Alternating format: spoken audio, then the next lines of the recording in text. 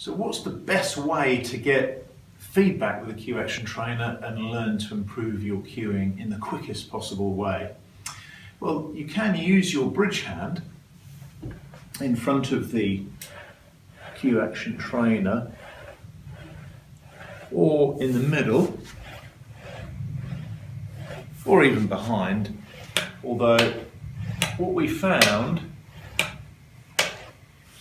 is that unanimously the players feel that they get the most feedback, most learning, the quickest improvement if they just place their bridge hand slightly to the side, adjacent to the front V, and practice going it alone.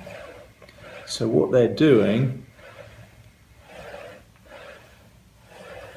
is just moving back and forth in that shuttle, and what we found is removing the bridge hand is much more revealing and gives much more feedback. With the legs have more opportunity to move to the side, and that's what you want, because if you can move the cue through the legs and keep them straight, then you've got excellent cueing. Then you just plant that excellent cueing onto your bridge hand and away you go. The other thing we found is that these legs are obviously stable on the base, and it teaches the player the benefit of having a still bridge hand. Most players don't have a bridge hand that's as still as they think it is, and this really reveals it. As soon as the backhand is working properly, then any movement on the bridge hand disrupts that quality of cueing. So what most players do though is they have bridging hand movement and the backhand is trying to correct that, or they have backhand movement and the bridge is trying to correct that. So they're trying to correct each other very often. So having that removed as a variable means that the only thing you need to worry about is moving the backhand straight and piston-like.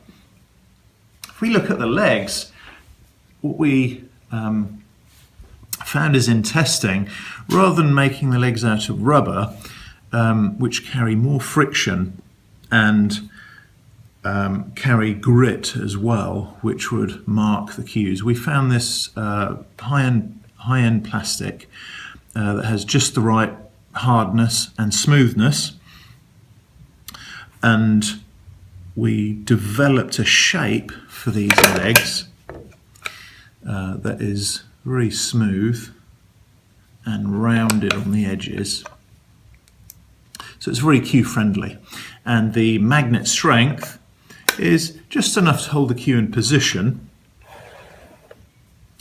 but not too strong that it could squash the cue and bruise the cue.